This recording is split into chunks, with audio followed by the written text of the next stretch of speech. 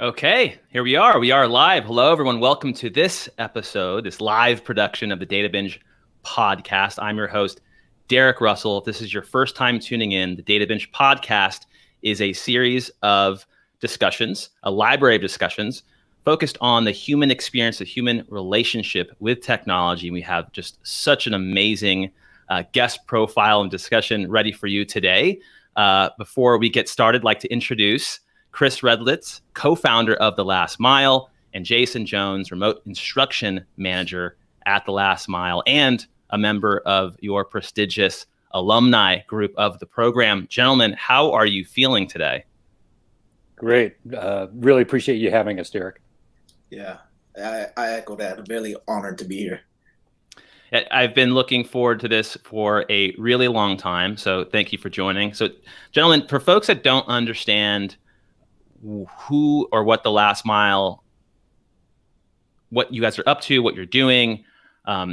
Chris, can you kind of give some context into this nonprofit and why you started this thing? Sure. We started the Last Mile about 10 years ago. I'm a venture capitalist. I am located in San Francisco, and I was invited into San Quentin, which is about 30 minutes north of the city, to do a talk to a group of men about business and entrepreneurship. And I had never been into prison before, didn't know anybody in prison, and I was a little apprehensive about going in. And I really wasn't sure if they'd understand what I was talking about. But I agreed to do it one night, and I went in and spoke to a packed room of folks, and they just were peppering me with questions. Literally, some guys had business plans that they handed to me, and it was one of those moments where I did not expect my expectation of what I was going to see and hear and experience was totally different. So I left that night, and I was really buzzing about it, and I thought, wow, we could do something. So I went home and I told my wife and business partner, Beverly Parenti, we're going to do something here. And he thought I was crazy that we're going to do something in prison, but I convinced her to come back in. She met some of the guys. She agreed to join me at this journey, and we started a small program, an entrepreneurship program, just to help a few guys that I met, help them with their business plans. And we went in 2 nights a week for about a year and a half. And we had our first demo day where we actually had 6 guys present in San Quentin, the first time there was ever been a demo day inside California prison. And they were just extraordinary. Brought some of my venture friends in. There was an audience of about 300 people. And that's really when we knew something was there, that it really resonated. The guys inside really wanted to do it. So, here we are 10 years later, and it's on a rocket ship right now. Thanks for that context, Chris. So, Jason, being a remote instruction manager today and working with a lot of the fellows of the program, the students of the program, and being part of that alumni group, can you talk a little bit about the meaning of The Last Mile and a little bit about your story and why it's important?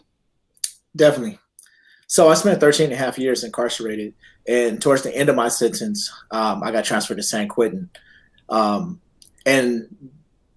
during most of the time I was incarcerated, I had I struggled the program. I got in a lot of trouble. I went to prison young, angry, misguided. And it wasn't until one of my friends, a mentor of mine, Brian Acey, gave me the advice to take to apply to The Last Mile. They thought that it would challenge me, whatnot. I went ahead and did it just out of good faith for my friend. And then I go there, and once I got in, it completely challenged everything that I knew, right? It completely challenged my belief systems that I had. It completely challenged my philosophy that I was operating under. It gave me a set of tools that I just was completely oblivious to when it comes to problem solving, when it came to giving me amplifying my voice, right? And I think for not only for myself but everyone inside, what it actually did was give us a seat at the table, right? It made us seen, it made us visible. It gave us more access and opportunity not only to the business world but also to technology, and not just a seat. I think it gave us a seat initially, but with technology, adding the technology component, because it did start off as an entrepreneur program and then morphed into a technology program where we teach coding, and that's our focus right now. Once we added that component, at the last mile, it gave us the ability to actually build our own tables, right? It's now we have the skill set to actually get out and the business knowledge to actually launch our own companies.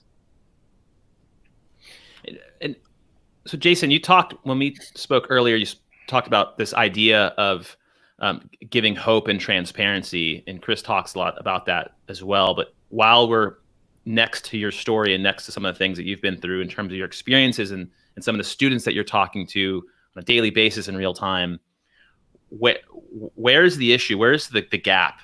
Where is the problem in the hope and transparency with the formerly incarcerated and justice impacted as it stands today, do you think? Well, one, I think that for a long time, we didn't control our own narrative. Not only the incarcerated community, but just communities that lack resources don't control their own narrative. That's starting to change now. And I really believe the last mile is doing a great job of amplifying human potential in that and helping them control the narrative. I think the second thing is that our lived experience always been seen as a disadvantage, right? Like I grew up in foster care, I grew up in poverty and everything, and that always was blanketed with this at-risk label, right? Always was given like these labels that was kind of on the spectrum of dehumanizing. Also, like when I got incarcerated, felon, inmate, all these different labels was attached to me and my experience. So I operated, and I believe I internalized those labels in order to just operate in that environment. Once I got introduced to the last mile, it changed. I adopted new labels: software engineer, educator, learner, while I was in the program, right? And it's a more humanizing aspect, and I operated differently, right? And I think when you talk about what a problem lies is not only controlling the narrative, but also being able to see more than what your current condition is, right? I know Chris talks about it a lot, about thinking outside the box, and here it is in a situation where we were literally in a box, right? And that's kind of like summed up what we thought, what we hoped.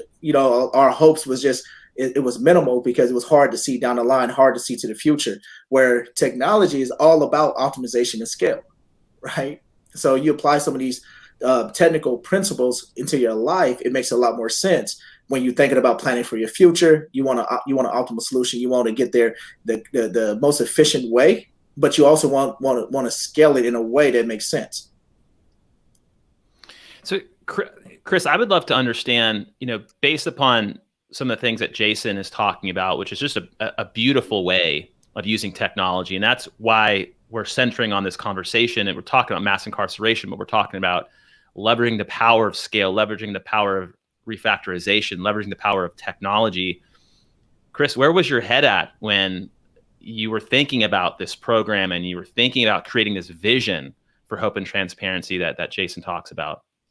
Well, it's interesting because when we first started, Beverly and I really had to establish trust, not only with corrections, the administration, but also with the men inside. Because they're like, why are these people coming in? What are they doing? What's their motivation? So there was this trust factor as well. And we came back every week and they're like, oh, they're back again. I guess they're serious. But it's also, within the first month, there was a guy that came up to me and it said, I really want to get a job out of this, but if I never do, it's okay because you're treating me like a human being, and that struck me like we're at that baseline, right? And that's, sort of fundamental. We were teaching sort of, how to interact in business, how to do things that we take really very much for granted in the world. And this was not necessarily the norm inside. So, those are things that we had to learn, but it was also really important for us to create a level of transparency. And we told them, and Jason was one of these, and he was a bit resistant about it, like, tell your story, right? Tell your story, be real, be authentic, and don't hide anything. But because in prison, trust is not natural, transparency is not natural, being vulnerable is not natural. And we started to publish these in social media, telling their stories. And, we were using Quora at the time. So these were all being managed by us. We take written, commentary that they write. We type it out, we plug it in, and we started to get responses back from the community. It was amazing. And we printed those responses and we took them inside, and like, people are responding. Like, your story is meaningful. People on the outside are going through similar challenges.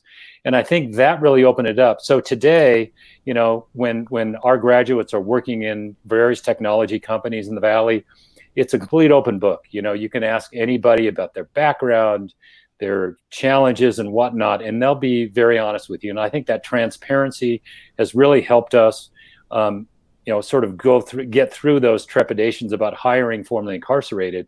But it wasn't natural to begin with. That's an interesting aspect, is this idea of authenticity and transparency with this specific population, just being open about their condition and their past condition, and some of the things that Jason has been sharing about his own story. When you hear that, it almost alleviates the situation from fear. It builds empathy, it builds proximity. So then you could understand the current situation a bit more. One of my favorite stories was from a gal named Tatiana Culver out of a prison in Oklahoma. And for folks that don't know much about prison system in Oklahoma, the state of Oklahoma, and I think they're aware of this, but they have 3x in prison, 3x the national average of women on a national scale, which is, quite large. And you guys are running a program there. She was charged with a second-degree murder. She just so happened to be in a room with the wrong person, the wrong time, very young, and now she's paying for it with a 20-year sentence. But she is now part of your program, and she may have even graduated at this point. Yep. Part of your program, and hearing that story and I took 10 minutes and watched the YouTube video on it, and it was just, I couldn't help but be pulled to that because it was real. What can you talk a little bit about how you integrate into these different prison systems and how you build this empathy and build these stories with some of these people? Because that's very hard. Yeah, that's a tough prison. It's Mabel Bassett Prison outside Oklahoma City. It's a rough place, and many of the people are in for drug-related offenses, as you said. Per capita, Oklahoma is the highest state of incarceration for women. We have many very dedicated funders. One is Chan Zuckerberg, and part of their criminal justice reform mission was to go into Oklahoma and establish our program there, because we wanted to address that head on. We have to hit the tornado where it's toughest, and that's really where it is. So Beverly went down there, spoke to corrections, and again, they were like, they were a little apprehensive about the program because it was brand new for them, and we're bringing technology in, and we're doing things in prisons that's never been done before, but they were receptive. And we launched that, and when we launched it, we invited Governor Stitt, who was recently elected in Oklahoma, and Governor came down. We talked, and it was the first time a sitting governor had come into a prison in Oklahoma in 30 years. And he asked me, he said, "Chris, what's the problem?" And I said, "Governor, you need to look in your, back in the mirror to yourself and your administration. Like, there's a problem here." A year later, he did more commutations in Oklahoma state than any other state in the country. So he bought in not only to our program, but to the whole idea of criminal justice reform. So we're seeing these sort of ancillary impact of things that we're doing. They're changing not only education and hope for people like Talk, but policy as well. And Beverly, she just went ahead and put a comment in the live chat, one of many videos about the last mile in Oklahoma, underlining that. So this is a live conversation. I would invite anyone who's listening in to comment if you have questions. We also have someone from Last Mile kind of moderating and answering in real time, and how you can help, how you can creating more visibility into the problem that we're solving here. So I'd really like to focus a little bit more on the elephant in the room and the hardest problem that we need to solve, both from a social perspective, from a human perspective, from a taxpayer perspective. Policy, there's a lot there. Yep. But I mean, what what is this problem? Jason, I'd like to go back to you. What is this problem with the system? What is this problem with Black and Latino men and women and other populations being incarcerated? Well, I think that's a big question. I think the problem, one of the problems, is the lack of visibility inside, right? I think that's one of the leverages we have been able to have, is make our participants more visible by doing interviews or having media come and stuff like that, putting a story to the name and not just a crime to a person, right? That's where it's really easy to start to dehumanize people when all you have to go off of is just a crime or just a narrative that's out there, whether it's orange is the new black or whatever it is, right? So I think that's one of the big problems, is just the lack of visibility, and so much of America don't know who the people are that is incarcerated. All they know is that they did something, they committed a crime or whatever it may be, and they locked away, and they sum down to whatever charge they have. And I think that's a big problem. If we really want to change the system, then we have to change the way that America view it and give a different perspective. Chris, what are your thoughts? And I know that was a big question for Jason, but I just wanted to get some context from him. And I know that your alumni has a 0% recidivism rate, which is your potential to reoffend. Can you talk about why that's important to this larger problem that we're giving some visibility into? Yeah, I mean, the most vulnerable time for someone who's coming out is the first 120 days. And it's having a job, having a place to live, and a support system. So we've worked really hard at developing that. You know, we started inside as education. Now we have a full-blown reentry effort, because you can't stop at the gate. It's just not enough there, we felt. So that support system, now we have many TLM alumni that have really built their own support system as well, who can empathize with things they've been through. And also, you know, people are walking out with skills. Those who graduate from the program are pretty skilled, right? So we do some continuing education. We have an apprentice program within TLM. About half our employees within our organization are graduates. And, you know, there's opportunities for our graduates to get internships.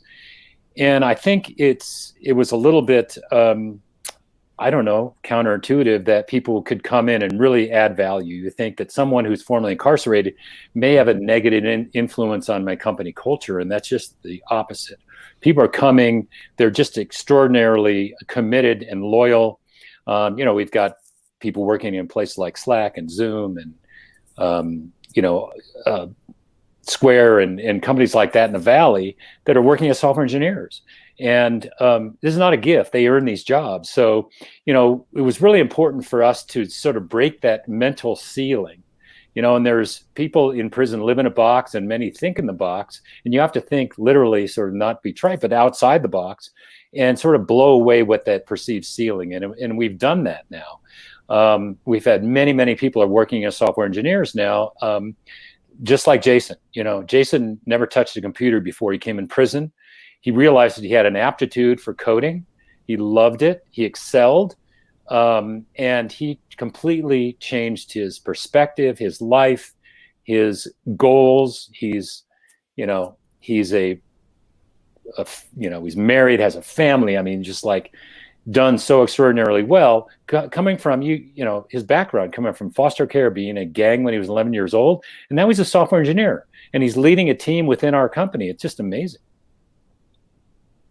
And I think this is the way I met you gentlemen, first of all, and got introduced to the program, was I was listening to one of my favorite podcasts, is the CNBC podcast, and there was a snippet on, I think, great ideas or important ideas for the world or something. And it was essentially you and Beverly, Chris, just talking through your program. And I just couldn't believe that this existed.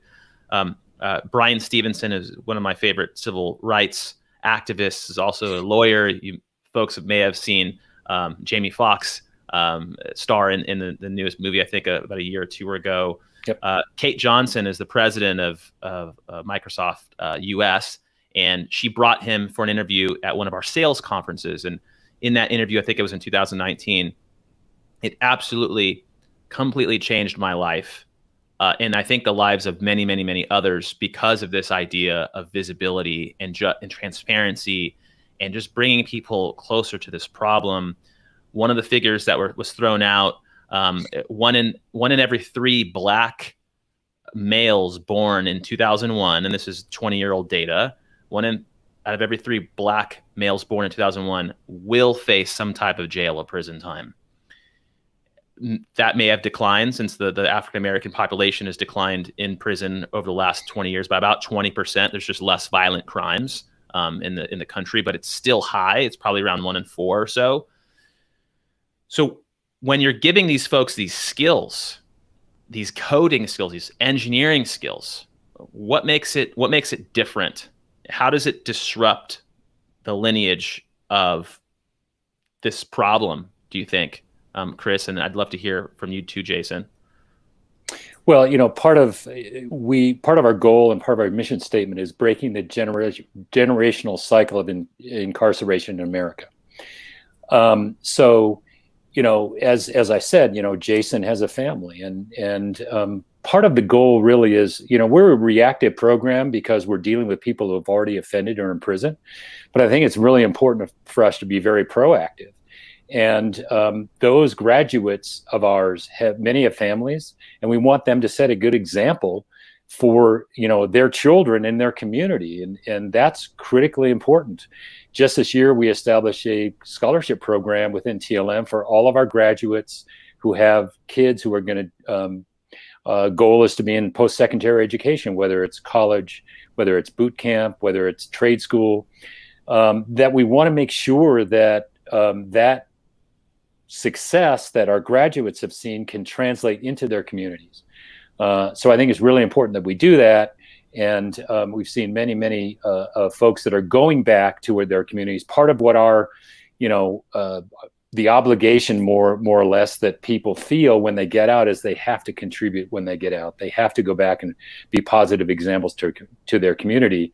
So I think that's really important. And again, Jason can speak a little bit about that, of what he's done.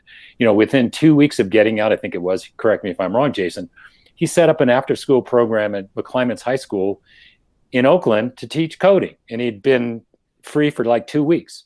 So that's the kind of effort that we see from those folks who are getting out that want to pay back and pay it forward. Definitely. And the thing about your stat, in 2001, my son was actually born. This is a Black male that was born in 2001, right? And he never experienced incarceration. And I really believe a large part of that reason was because in his high school years, that's actually when I was in the program inside, right? And he was able to see a lot of the positive things I was doing because of media, because I became visible, and our conversations changed. Right. When I called home to my son, the conversations changed, where before it was about when I'm getting out, if I got in trouble or not, if I'm be able to get visits at this weekend or whatever it may be. And now it's changing to me talking to him about the things that I'm learning. Right. And how we're planning when I get out, I want to do this, I want to do that. So the conversations just changed just in the dynamics of my son and I. And when I got out, he happened to be at the gate, and still to this day, like just talking to him seeing how I operate now is totally different than all the stories that he heard from my past, right? I was gone in a big chunk of his life. And this is, again, going back to your statistic of 2001 when he was born. And I think for him to see, even when I was on parole, right? I just got off parole in November. And while I was on parole, I was able to purchase a home. So within less than 2 years, I went from being property of the state to owning property of the state. Right. And for him to be able to see that, him know that no matter what, he has a home, no matter what. And that's something that's really big, as for me, at least, for growing up in foster care and everything, and all the different dynamics that I experienced in my life. I don't want him to experience it. And now he don't have to experience it. And it's largely due to some of the decisions I've made to educate myself, to invest my time and efforts into things that matter to me.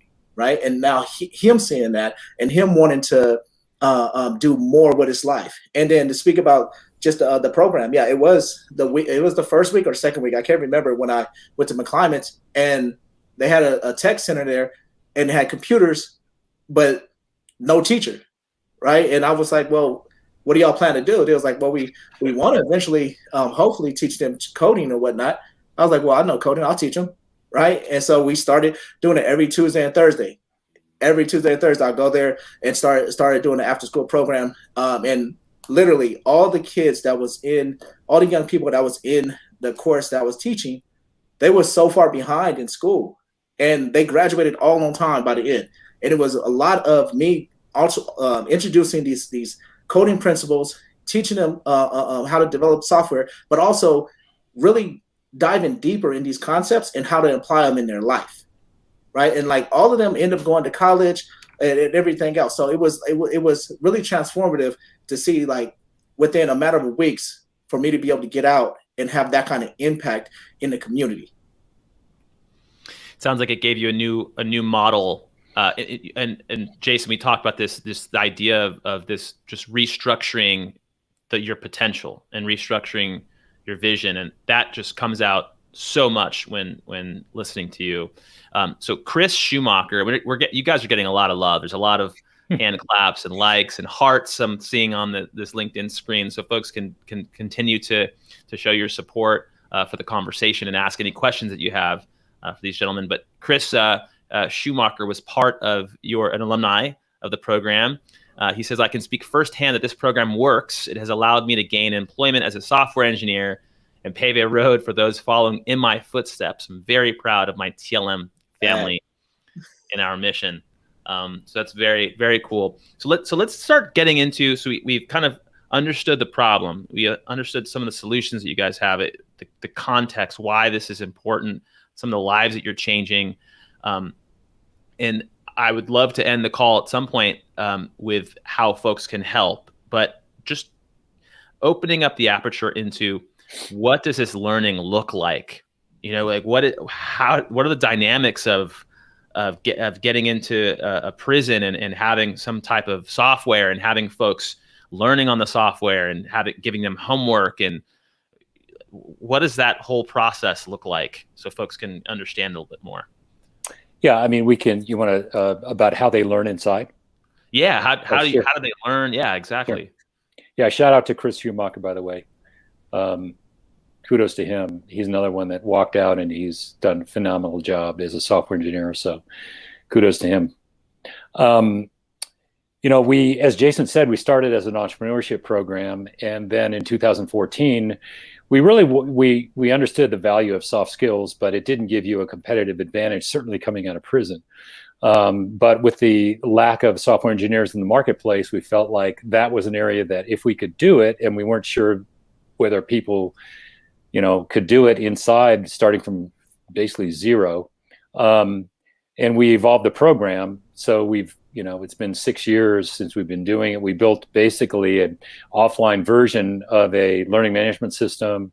It's all, cloud-based that we're doing. And the folks inside don't have direct connectivity to the local machine, but we have many tools, including GitLab, that we use inside.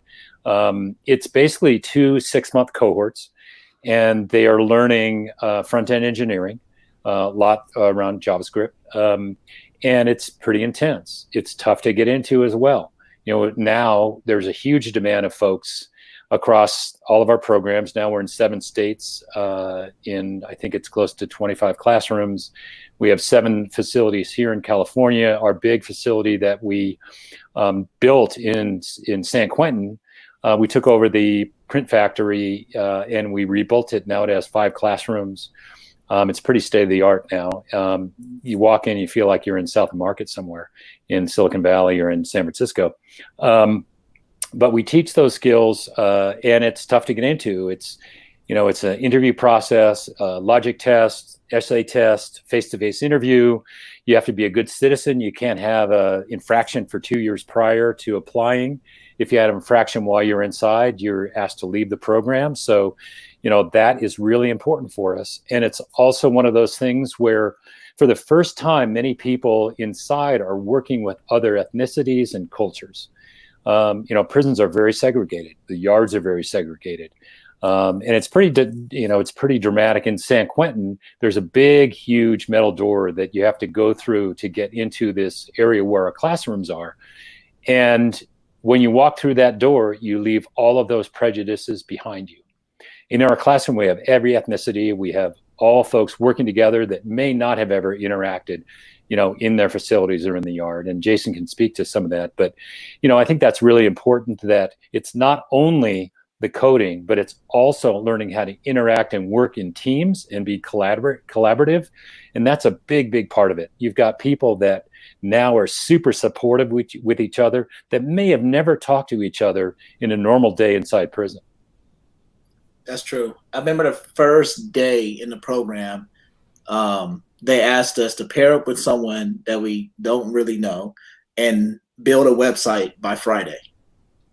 Right. And I was like, okay, well, that's already hard building a website with coming from nothing. Right. And just trying to figure out things. And mind you, like it was, I would say probably half the class never touched a computer, was still learning how to just turn it on. Right. And the biggest challenge for me in that task was actually working with someone that I just wasn't used to working with. And I remember when the partner that I chose, it was this white dude, bald head. And I was just like, oh, man, they got me with this racist dude, man. Right? I was just like, oh, this is going to be tough. Right. And then I get with him. For one, he's not racist, and we're still friends to this day. And he was so smart. And I still learn a lot from him. Right. And he's working in tech also. And I was just like, man, like that was a big challenge for a lot of us, is just breaking down the barriers of politics inside. Once that happened and all those barriers got broken down, it made it so much easier to learn in that environment, right? Because everyone's goal was to learn as much as they can so they can get closer to getting a job in tech. And what are some of the challenges, for some of these folks? And I'm guessing that Chris, the way that you guys structure your mentoring programs and the type of fellowship and the type of concentration you give to these candidates, these students in the program, probably see to this thing. But just culturally, are there learning disabilities, or are there things that you just have to overcome as part of that process that you can talk to, things that each individual inmate might be challenged with, that you just have to give a little more extra care and love to? Yeah, I think so. I mean, it's look, when you're inside, especially many folks inside have been inside for a long time, you deal with a lot of obstacles. Obviously, when you're learning to code, that's about it. You hit these brick walls a lot of times. And that's where a lot of the collaboration happened, where these guys are working together. It's like, man, I just can't do this. And then they start working together and figuring it out. And I think that's really helped. But again, like Jason said, many times people in boot camps already know how to use a computer, and especially kids growing up, they've had phones, and they've had these guys inside, especially in San Quentin, guys have been in for potentially decades, never seen a smartphone, never touched a computer. And so you have to understand sort of where the baseline is there. But man, when they hit that stride, like Jason meant Steve Lacerda. Steve was Jason's partner. Boy, Steve was so, he had done a little bit. I think he played video games. That was his extent. But it was really early on when we started teaching React. And he just nailed it. When he got out, I think it was 2 or 3 job offers within the first month, because he was so well-versed in React. So that's part of it. It's like, there are so many people inside, that are very entrepreneurial. They may have just been selling the wrong thing. But people are super smart that just need a little bit of support and direction, and, you can see what happens. Yeah. And if I can add to that, I think representation matters too, right? My team actually calls in on a weekly basis to each class with lesson plans that they designed themselves to teach. And everyone on my team except one person have been in our program, right? Everyone. So like, these are people that have been in those positions, understand the circumstances, understand what it's like to come back from lockdown, and understand what it's like to lose a loved one either on the outside or inside, and have to go to class and still problem solve, right? So a lot of our approach is a human-centered design when we think about education and the different resources and the different access points that we provide for them, where we have help desks where they can get help. And this is from people that have been in their shoes. Everyone on the help desk that's answering their questions is participants or former graduates of our program, right? Or were participants or former graduates of our program. So I think that means a lot. And when you think about the experience of each one of our learners and the different types of way that they learn, one thing that helps is the fact that our company is built in a really diverse way where it's so many different experiences: business, venture capitalists, corporate world, and then lived experience of incarceration and learning in the program, right? You add that in the pot and you create a human-centered design. It makes it a lot easier to build these systems of support for each individual. I mean, Jason, you're talking about human-centered design. You're talking diversity. You're talking about things that are just so important. I think I work at Microsoft. Like, Microsoft is just a massive believer in a lot of those different concepts. Diversity is a competitive advantage. I'm continuously talking about why that is, and you're kind of describing that idea. I'm imagining a student having an issue and going to a help desk, but having someone who can empathize with them, that's not going to judge, that speaks their language. I mean, there's a lot of warmth in that back and forth. So Carrie Murchison, returned citizen advocate, the last mile. This is not a unique experience in the program. I work in the reentry department. I hear similar transformative stories all the time. Plenty of returned citizens commenting in about your work. So we've talked a little bit about kind of the challenges at the student level. What are some of the challenges at the company level, the organization level, if there are any? Chris, maybe we can start with your perspective. Are you talking with our organization or with companies that want to hire? Companies that want to hire, that just bridging that gap of how do you take someone that doesn't understand what you guys are doing and really help them ingest this new way of thinking? Sure. Shout out to Carrie, by the way. Very successful. She's another one. I'm going to embarrass her, but she's now a homeowner. She purchased a home this past year. So, extraordinarily successful. It's just so cool. So, I think originally when we first started approaching companies, and to be honest with you, I had a lot of relationships. I've been in the Valley for a long time. So I reached out to some of my friends that were CEOs and was like, just give a few of these guys a chance. At the time, it was only men. And, as internships, and they weren't even tech jobs at the time. And they hired these folks. And again, like I said before, their work ethic was phenomenal. They're like, man, they come in smiling every day and they work. They're just so loyal and this is so meaningful. And so that continued to evolve. And then when we got involved in technology, they're like, wow, the work ethic, but their skills are great too. So, I think it's always obviously a challenge when you're dealing with something like this. It's a bit of a, it's a bit new for many people, dealing with somebody who's formerly incarcerated, who comes from a different background than they do. But we're seeing less and less resistance now. And it's more, we want to continue to keep that level of accomplishment that we've done over the last 10 years that we've seen. And that's the goal for us. That foundation needs to be really important. And more companies are coming on board that want to hire. And again, when we started this 10, even 12 years ago, there wasn't a lot of focus, honestly, in the Valley and in technology about diversity, equity, inclusion. Today, it's important. And so I think the timing for us is even better because there is now a real genuine focus on balancing that inequity. And hopefully we can play part of that.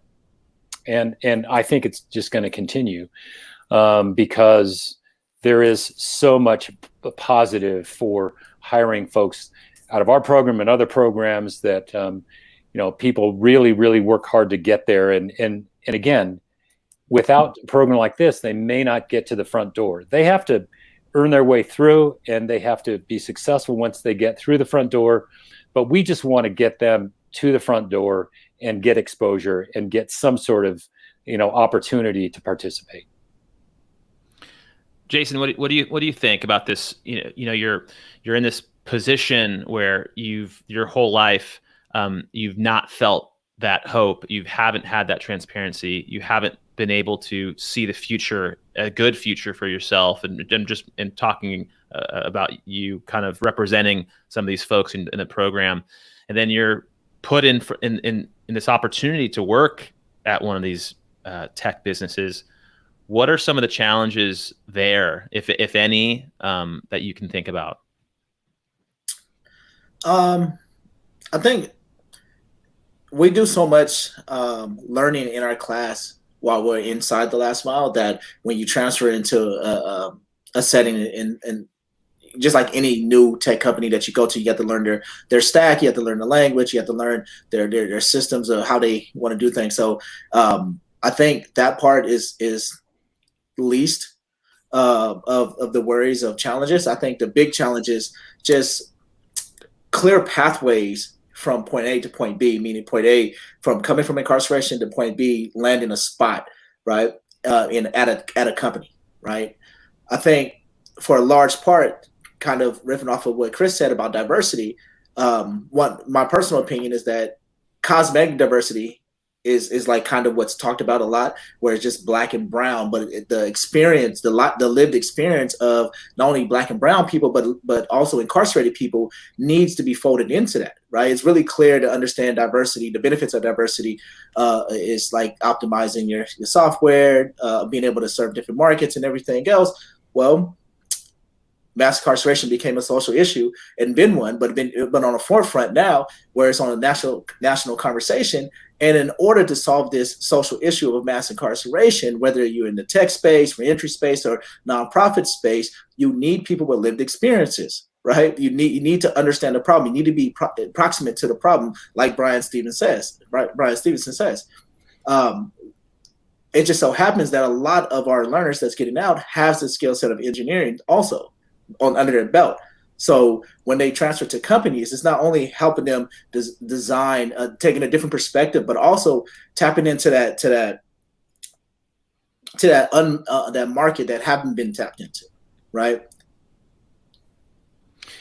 I love how you mentioned the lived experience, and a guest I had a couple weeks ago, Joseph Aconi. He was the product manager in charge of the pronunciation feature in LinkedIn.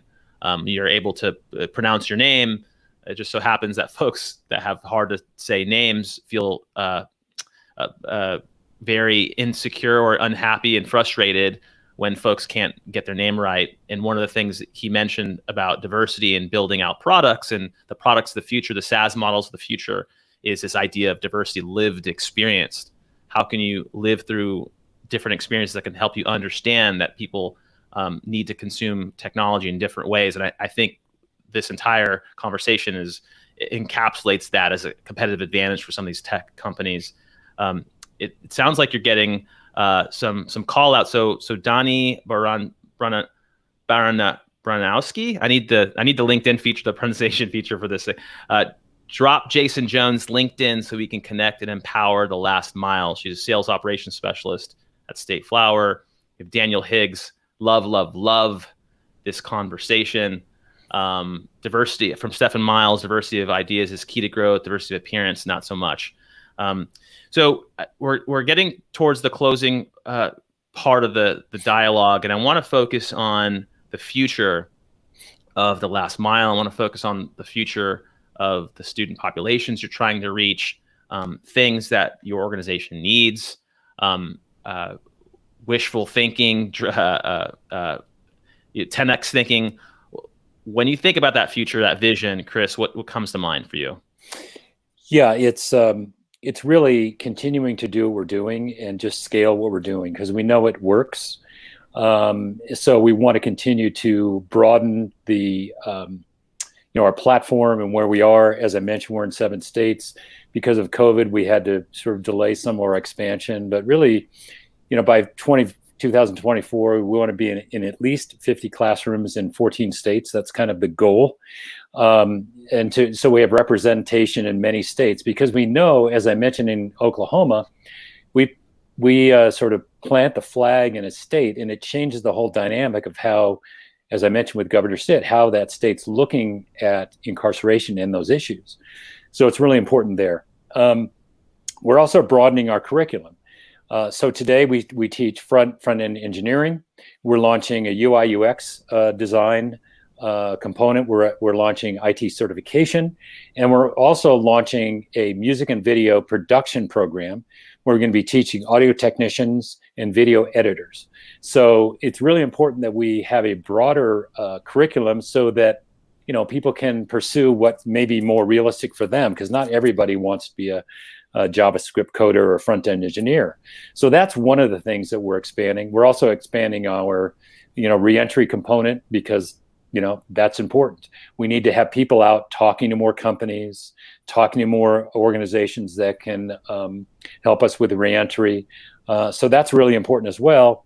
And the third part really is that we're having impact on policy. As Jason said, this is not sort of this has substance to it. So when people are successful getting out, and you see what the investment is to make that happen, and people are more willing to invest. But also policymakers are more apt to, get behind criminal justice reform, because they see there is a success path. Beverly was very involved in the First Step Act that was passed in previous administration. We've been involved in Prop 36, which was 3-strike reform, and several other legislation in California that led to commutations and early release. So we feel like if we continue to show success, that we're going to see success in other places that are going to help relieve some of this real issue of mass incarceration. And we're still the most incarcerated nation in the world, which is ridiculous. So we want to help lead that initiative across the country, where we can really be an example of positive results instead of being an example of negative incarceration, which has been happening for so many years. Definitely. And one thing I can add is volunteering. We have a system set up where if you want to volunteer, we have Bank of America that's about to come and do some financial literacy classes. We're working with Google right now for our youth curriculum. They coming in doing different presentations for our youth, and then we're going to scale that out to our adult classes. Verizon is another one of our partnerships that their volunteers are going to come in. So if you have any technical skill or business skill that you want to volunteer in any kind of capacity, them opportunities is available. And then also post-release mentoring. If you want to mentor someone that when they come home and help them, whether it's technical interview prep, whether it's learning about different avenues in tech, different pathways in tech, other than just software engineer. Maybe you want to get into sales, maybe you want to be in design or whatever it is. Mentoring post-release is very, very impactful for our learners. I think you guys have been hanging out with each other a whole lot, because you have some big visions and some amazing energy about the things that you're trying to do. Jason, structurally, just hearing your story and some of the after school participation when you first returned as a citizen, the stories you've told me about your son, a lot of the videos I'm seeing on YouTube, you're reaching out to the community, you're getting involved. The fact that you're on this podcast just shows that you're just really so passionate about this. Where do you want? Where does your heart want? What is your heart seeking from this program? The people around you, the people that are listening to you, the people that you talk to. What direction do you want all of that to go into? What comes to mind when I talk this through? I'm a firm believer that if you lift from the bottom, the rest of society rises. It just so happened that the people that's placed at the bottom are incarcerated, right? So where I want people to take this is to really start humanizing people and put names, faces, stories to the people that's incarcerated, so we can change the outlook of what the penal system look like, what the legal system look like, right? I think as someone that's been system impacted not only like in the foster care system, education system, having negative experiences in both, and then ultimately the penal system have negative experience there. Now I'm in a position where not only do I have the skill set to redesign systems, to refactor systems, but now I'm given the platform to be able to speak, right? So you shifting from being system impacted to impacting systems, and that's where I really want everything to start shifting towards. And I think at the last mile, we're taking lead on that. No one else is doing this, right? Like what we're doing is revolutionary, and I love that. It's all about disruption. And the thing about technology that I always say is like, all my life in school, I got punished for being disruptive, right? And here it is, a whole industry that disruption is reframed as innovation, and it's celebrated. And that's exactly what we're doing. I want to continue to disrupt so that we can make the changes that needs to happen. Amazing. That's what I was looking for, Jason. That was an amazing comment. That's what I was looking for. So we have about 8 or so minutes. Of course, we can go a little bit beyond if folks have specific questions, which you can throw into the live chat. But I would love to spend time learning about how more organizations can fund, can volunteer, can get involved, can hire, build pipeline, internships, mentorships individually. Let's talk about action. Chris, what does that look like? What does the organization need tactically? How do we get engaged, involved? I'm going to do some work at Microsoft and trying to get some more folks engaged. Certainly we have a lot of people who are interested in trying to do more. Could you breathe some life into this conversation around how to help? Yeah, I mean, companies like Microsoft, certainly if they're open to hiring, that's number one, right? The volunteering, mentoring, extremely important.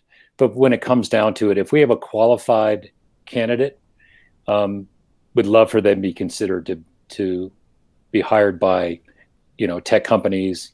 And they don't have to be tech companies. They can be companies that maybe need tech, but aren't focused on tech. So any type of, company that is willing to hire, that is really important. And, as we have more and more people getting out, literally we have graduates and people who have been part of the program getting out on a daily or weekly basis for sure.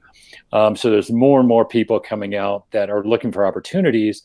Obviously, with COVID, the idea of remote employment is obviously more realistic now. So there's possibility that someone getting out in Indiana might work for a company in California or Oklahoma or whatever. So those things are very possible. And again, the people that are in a program are super disciplined. So like, if you're working about remote, and worrying, is somebody actually going to work when they're working remotely? I can guarantee you that those folks that come out on last mile are. So I think that as far as funding goes, we, as Jason said, Google.org is a funder, Chan Zuckerberg is a funder, companies like Bank of America and Verizon are funders. So they not only participate from the volunteer side, but they're also funders as well.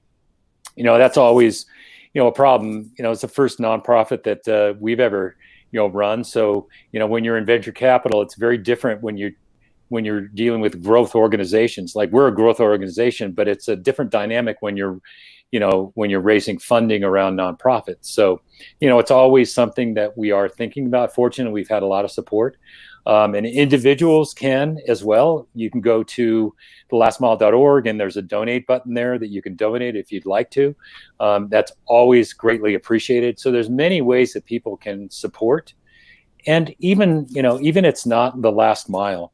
If there's an opportunity to pay it forward, even in your local community, that's how we started. Beverly and I started helping 6 guys, and it's worked, and it's moved into this national program. So you never know when you're going to sort of hit a sweet spot here, and it's really going to resonate. So I encourage people to do that, even outside the last mile as well. Jason, thoughts on how folks? Because I think we now know how organizations can help. Any asks, folks listening, things that you think they could do? Yeah, I think it's 2 quick ones. That's fairly simple. One, adopt a more humanizing language when talking about this community. Let's refrain from felon, ex-con, inmate, parolee, all these dehumanizing terms, and attach more humanized, because these are also fathers, mothers, daughters, sons, engineers, learners, teachers, all these different terms that just haven't been applied to them. So adopting more humanizing language when referring to the people that's impacted by the social issue, right? The second one is just become part of our community, right? The one thing that I can speak for across the board that every participant, graduate, and alumni loves about the last mile, outside of the opportunity and access, is the community that we've been able to build. Our community is so strong. The welcoming, everyone from all the different states, everything. I mean, we have the morning coffees every Monday and Wednesday, that people from around the country join just to check in. We have our Ask Me Anything sessions that Reentry is running, doing a great job. And our Slack channel, I mean, just join our community in some kind of capacity, and I guarantee you will figure out what your calling is, where you can have that. Thank you for that, Jason. We have a couple wrap up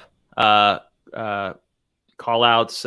Zachary Moore has been really amazing. I don't think we've carved some space out for him. Zach, Chris, Carrie, what's up? Yeah. Beverly says, thank you, Derek. And she's asking if I'd like to interview some women at the last mile. Absolutely. Yes. That would be an amazing opportunity. So the last two questions for you gentlemen. If you had, and I think we talked about this a little bit, but I always ask my guests this. If you had, Chris, let's start with you. If you had unlimited resources and 7 days to deploy them, it doesn't have to be TLM. It could be anything you want. How would you allocate those resources? What kind of cause? Very high level. 7 days. So this is off the cuff, but there are so many states that want the program, that are looking for funding. If I had this unlimited resource and I could take that list of companies and I could dial up and say, you're in, we have resources for you, that we could probably double the size of this, impact more and more people, and get more states involved. That might be, again, the demand is there. You've got to sort of hitch demand with resources. If we had the resources, the demand are there, we could open up this thing a lot faster, for sure. Jason, you got a couple minutes to think about that. What are your thoughts? Well, first, I'll build a whole bunch of different educational institutions in different communities. Right, I'll plant them everywhere. Tech centers, where people that have had a disadvantage in their life can have access and opportunity early, so they don't end up in prison. Right. That's one. And then the other half of that, I think I would definitely, like Chris said, advance our program in all the states and try to get in every prison. Because I think once we start to scale out more and more and more, just like how we have had success in policy change, that it's going to start changing how people look at incarceration. And so it's going to start changing laws. It's going to start changing policy. And I think that's where a lot of the resources would go, just so that the end result is that more people are getting out, more people are living successful lives, more people are given opportunities. Thank you for that, Jason. So we're officially going to wrap up the discussion. Gentlemen, this has been such a fantastic discussion. I want to thank all of the folks, the returned citizens, the folks from the Last Mile team who have been listening in real time, the folks from Blacks at Microsoft who have been just amazingly supportive of this conversation. And it doesn't end here. We're going to do a lot more stuff together. So thank you so much for doing what you do and coming on. Thank you so much, Derek. We really appreciate it. And everybody out listening, really appreciate it. Yeah. Thank you. All right, folks. Thanks a lot. See ya.